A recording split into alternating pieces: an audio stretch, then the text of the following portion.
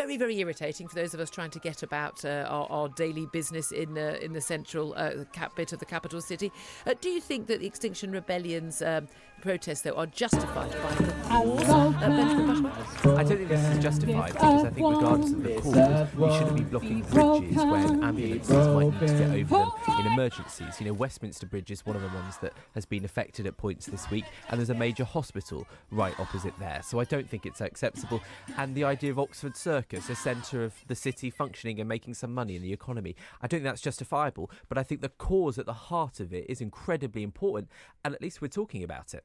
Oh, but we're not talking about it. We're talking about how annoying the transport disruption is, aren't we? Andre, does it justified?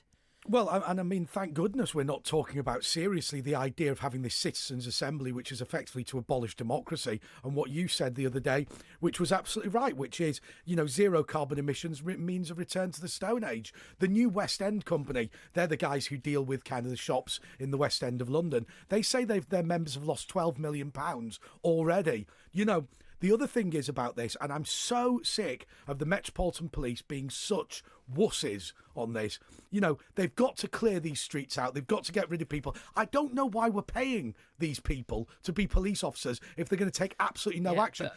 Can't blame the police officers. They're being instructed. They're complaining about Sadiq Khan Julia, as you know, I'd legalise fixed bayonet charges. That would get rid of them. Yeah, this is not a policy endorsed by Talk Radio, I'd like to point out. 8 minutes past 7 is the time. Look, we know the Green activists don't have a sense of humour. Don't get them worried. Jonathan Bartley is here. There's co-leader of the Green Party of England and Wales and joins us now. Good morning to you, Jonathan.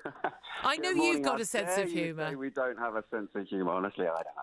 Oh, no, I'll accept you. I'll accept you from that charge. Now, you're joining us this morning. Although this isn't an organised by the Green Party, this activism, you and your fellow leaders and Caroline Lucas and us have been very supportive of this action. Indeed, many have been joining the protest. Why do you think that disrupting millions of commuters going about their daily business, causing millions in lost sales to shops and businesses in central London, why do you think that's justified? I think the issue, the scale of the issue, the seriousness of the issue justifies action. We have a long tradition of non-violent protest in this country, you know, from the suffragettes through to strikers, who make their point when all other avenues have been pursued and we haven't had the progress and the change that we need. It is a last resort, but look, we know we had the IPCC report, that's the Intergovernmental Panel on Climate Change report from the UN, in October last year, which says we've got 12 years to turn this around. That's not take action in 12 years' time, but we have to be taking action right now over the next 12 years. If we get to 12 years and we haven't taken the action, then it's going to be too late. The trouble is, we've had reports like this again and again, and you saw newspaper headlines dating back to the 1970s saying, if we don't take action now, it'll be too late and the world is going to die and the ice caps will be gone and the polar bears will be gone and the Amazon jungle's gone and all of these things. And actually, these predictions have, as each date that they've given where it's all going to be doom and disaster, as each date of those has passed, they've just set a new date. Do you understand why perhaps an awful lot of people take this all with a pinch of salt? I think we have actually been taking action. If you look, you know, the government has been dragged kicking and screaming. I mean, we look at, you know, just things like air pollution, not exactly climate change, but certainly related to climate change. It's been dragged kicking and screaming through the courts 3 or 4 times now and lost.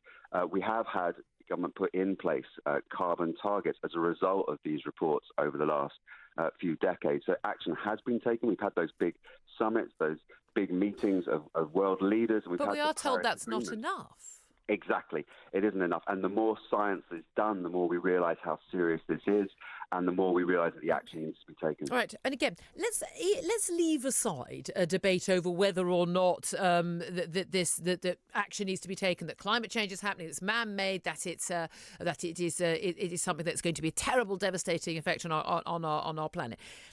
Let's just talk about the tactics being used here, because you said you justified this protest on the basis of the scale of the issue and the seriousness of the issue. And a lot of people justify it also on the basis that people feel very passionately about this cause. It's a sort of cause that's close to people's hearts and they're genuinely worried. Now, there are lots of causes that people feel very passionately about. And I've, for instance, been feeling very passionately for many years about Brexit. And there were, of course, Leave Means Leave rally a few weeks ago on the date of the year we were supposed to have been leaving the European Union. And there were complaints of people saying, bridges are being, blocked by some violent hooligans who tagged themselves themselves onto one of the various rallies on that day. But when people complain about that, they sort of talk about these people being louts and being troublemakers. When it's climate protesters, when it's people supposedly on the left, and there are big doubts about that, then it's because they're passionate, and it's because they're good people, and it's because they care. Do you not think that we actually seem to have sort of two different ways of talking about protesters, depending on whether we think they're good people or bad people? Well, I mean, that's your bunch of people, isn't it? It's the media who are my bunch kind of frame people? it. It's the media, it's the commentators who give the narrative about, whether people are good or bad. What I'm saying is, people like, for example, the suffragettes. They saw this was a really, really important issue of equality, of fundamental human rights. When we talk about climate change, we're talking about our very existence, Julia. We're talking about our future, whether we actually continue on this planet to enjoy not just the benefits that we've had over the last few decades, the wealth that we've created, the lifestyles that we have, but actually whether we can continue to live at all. Can we cope with the mass, climate refugees that we would see under climate change when we have whole islands and areas of the world going underwater, places like Bangladesh? Except actually some of the islands that are supposed to be underwater by now are actually growing in size, which all gets a bit difficult. Can I come back to you? You talked about suffragettes. Twice now you've made the comparison with suffragettes. Now, the reason the suffragettes used direct action was after decades of they and other organisations that are campaigning for women's rights had failed to win the right to vote. Now, if you don't have the right to vote and to push your cause at the ballot box, then resorting to direct action seems to me to be perfectly reasonable. However, the Green activists who are sitting on Waterloo Bridge right now, or in Oxford Circus in their little tents with their terrible music and their terrible dancing, they are just as able to vote as I am. We have a political party called, now let me double check, the Green Party of England and Wales, which you actually represent, which stands in every single election, local elections, European elections, general elections, mayoral elections. They have a chance to change what the government policy and what people think about things by campaigning and using democratic means. You said it's justified to have this direct action when all other avenues have been tried. What you mean is your green policies and your green agenda isn't actually that popular. Most people don't agree with it, which is why they don't vote for it. And therefore you're going to agree with people who are going to effectively bully us into submission. That's what you mean, don't you? God, we will disagree on a lot of things, but Julia, I bet we can agree on one thing, and that's that the political system is totally screwed at the moment. We know that it's not working. No, I don't think that at all.